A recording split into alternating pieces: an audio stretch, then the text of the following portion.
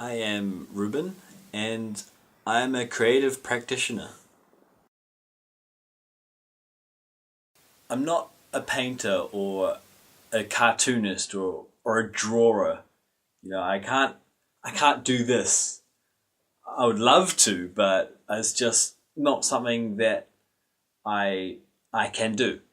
I don't possess that skill, and I used to think that to be an artist you needed that skill. And I've never really thought of myself as an artist because I can't paint. And to be an artist, you need to paint. Well, that's what I thought. But now I've realized that art isn't confined to that. In fact, is art even confined at all? I think I am an artist though, just not the type of artist people expect. Which is good. I don't like making things that are expected. Right then, here I come! I mainly create art through performance. And I think performance is an incredible art form because of the number of channels of thinking that it is able to utilize. And actually visual art is only confined to what we see, and sonic art is confined to what we hear.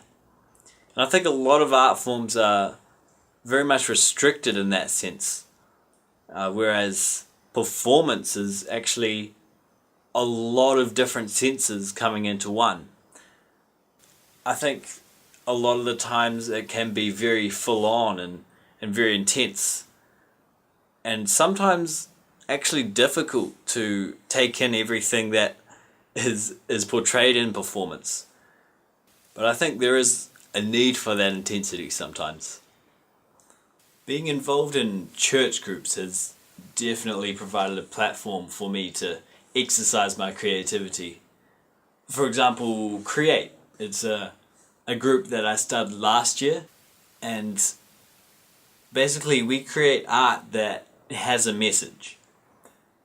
And we want to impact people and have our audience actually think about what they've seen and actually act upon what they've seen. I also play in a band called Cadence, and as a band we try to create music that allows people to shift their thinking so that they can find answers and ultimately to find God.